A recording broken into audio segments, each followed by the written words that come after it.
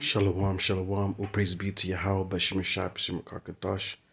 Double honor to the elders and apostles of great most of the well. Shalom to the elect.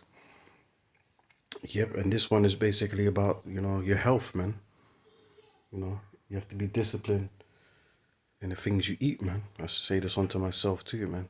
Because if you don't look after your health, then, which is like basic things of the flesh, then look, how are you going to succeed in the spirit, man? Yeah, your spirit is going to be on the halt, because if your flesh is weak, is damaged, and you're through, and it's like, how are you going to be able to preach? How are you going to be able to maneuver? How are you going to be able to help if you can't help yourself? You see? So health is very important, man. Yeah, and it's encouraged in the scriptures. But obviously, the spirit transcends all. And if you are a spiritual person, a man of wisdom, you will do the right things to keep in shape to a degree. Yeah, that doesn't mean that we're out here trying to be Mr. Olympia or famous track star, man. Anyways, 1 Timothy 4, verse 8. For bodily exercise profiteth little, but godliness is profitable unto all things, having a promise of a life that now is, and of that which is to come. Yeah, so the point is, for bodily exercise profiteth little. In other words, profits, Old English. So the body exercise profits little. So it still helps, in other words. Yes, it may be little because our flesh is limited, There's only so far we can go. The flesh, the genetics, the the extreme lengths of conditioning and stuff like that.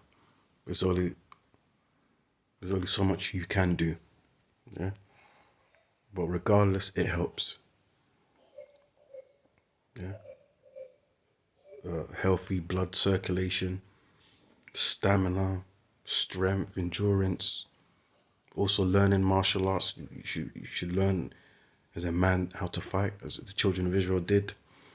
You know, from the age of 20, used to go to war. If you read, I believe, the book of Numbers. So yeah, so exercising and keeping fit is a part of our culture as well, man. Yeah. And this is the book of Daniel. We call it, the Daniel diet. I'm gonna try to get straight into the point, you know. So deal with like the exercising part, the bodily exercise, but also your diet too, man. Your diet helps. I believe they say like when you work out, like people, especially people that are into like weight training and stuff like that, they say that in order for you to grow, yeah, you got to hit the gym or you got to exercise or whatever, but it's the food you eat that matters, man. Eating clean and stuff like that, and getting some sleep. Rest is important too. Don't overwork yourself. Get some rest, man. Sometimes in this truth, you need time off from work, even if it's like a week or a few days. Get it, man. Get peace of mind too. But anyways, let me get into scriptures. Daniel's 1, I'm going to start from verse 3. And the king spoke unto Ashpenaz, the master of his eunuchs, and he should bring certain of the children of Israel, and of the king's seed, and of the princes, children whom was no blemish, but well favored and skillful in all wisdom. Yeah, so us Israelites, man, we're smart, intelligent people, man. Yeah. And cunning in knowledge and understanding science, and such as had the ability in them to stand in the king's palace, and whom they might teach the learning and the tongue of the Chaldeans. And the king appointed them a daily provision of the king's meat. Yeah, so the king's diet or the king's type of food. Yeah. Now it could be a cluster of different types of food. It could be abominable and clean, regardless. It will, if little leaven, leaven the whole lump. But it doesn't say what the diet was. It just says the king's meat. Yeah. But yeah, and it says, and of a wine which he drank, so nourishing them 3 years, that at the end whereof they might stand before the king. Yeah. So you want to use the meat, the king's meat, to strengthen him and stuff like, verse 6. Now among these were of the children of Judah, Daniel, Hananiah, Mishael, and Azariah, unto whom a prince of the eunuchs gave names, for he gave unto Daniel the name of Belteshazzar, and to Hananiah of Shadrach, and to Mishael of Meshach, and to Azariah of Abednego. Daniel's resolve. Verse 8, but Daniel proposed in his heart that he would not defile himself with a portion of the king's meat, nor with the wine which he drank. Therefore he requested of the prince of the eunuchs that he might not defile himself. The diet could have been, I don't know, like just bare chunks of meat and bread and whatever fatty food and stuff like. It could be righteous or unrighteous beasts, which obviously, according to scriptures, Leviticus 11, we're not supposed to be eating unrighteous or unlawful beasts in our diet. But the point is that some certain foods that you shouldn't be eating excessive as well, man. Like here in the West, yeah, like a beef burger, although it's like it's a righteous animal to eat, but you don't really want to be eating all this fried food, excessively fried chicken, beef burgers, cheeseburgers and all of that. Fatty, oily food or whatever. Now the Most High had brought Daniel into favor and tender love with the prince of the eunuchs, and the prince of the eunuchs said unto Daniel, I fear my lord the king, who have appointed your meat and your drink. For why should he see your faces worse liking than the children which are of your sort? Then shall ye make me endanger my head to the king. So the intentions of the king was not necessarily evil, because he wanted to like fatten them up, because come on, slavery, man. You're gonna be destitute of food and water and stuff like that. So the king actually wanted to feed them. Men said Daniel to Melzar, whom the prince of the eunuchs had set over Daniel, Hananiah, Mishael, and Azariah, prove thy servants, I beseech thee, 10 days, and let them give us pulse to eat and water to drink. So it was kind of like a test, or you can say like a dare. Yeah, it said, prove thy servants. Yeah.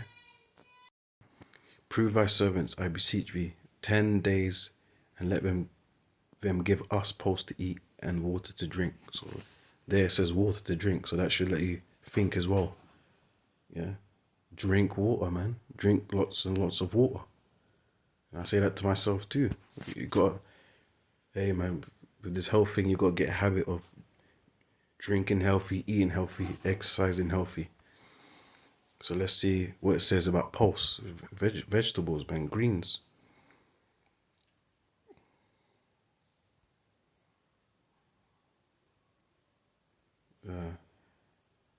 Zarian, and it says outline of biblical usage of vegetables as sown.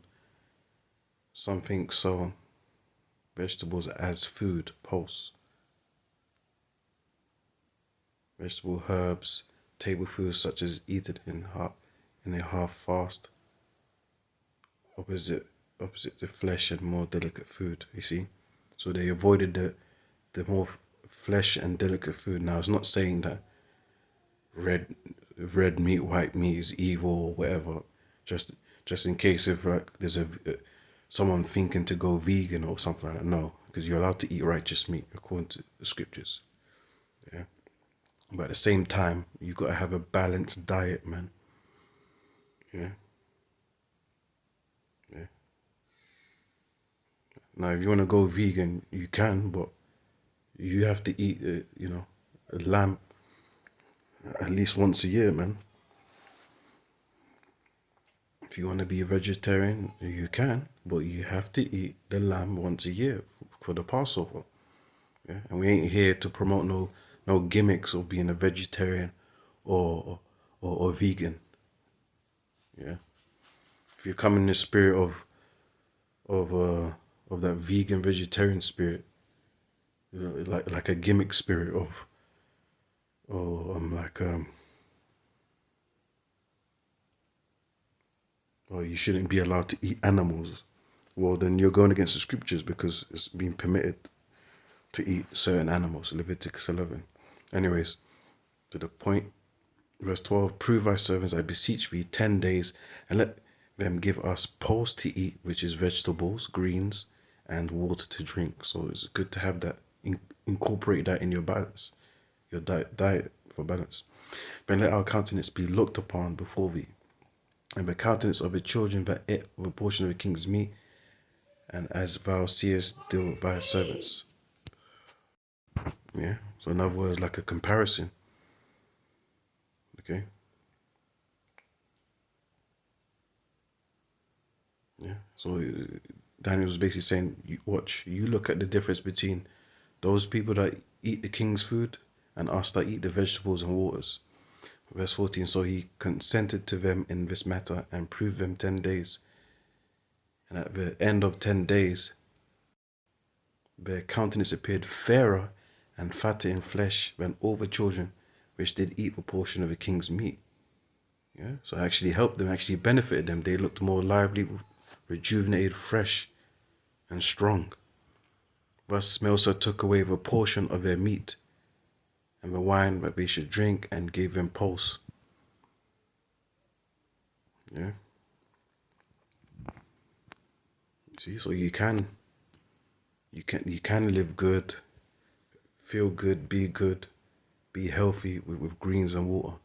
You know, it's good to incorporate with your meats and fishes. You know. Yeah. So that's it, really. Yeah. So basically, exercise, bodily exercise, profits little. Exercise, keep fit, go for walks. Like Spirit that Elder Apostle Gabar mentioned, go for walks, exercise, and also have a good diet, man. And it's a spirit that all this thing that's been coming out with the FDA, aspartame, all these drinks with the diet cokes and all of that, fizzy pops and all that. You gotta be careful, man, what you eat. Yeah. Otherwise, your immune system starts failing, man. Anyways, with that, all praise be to Yahweh Shem Shai B'Shem Kakadash Shalom.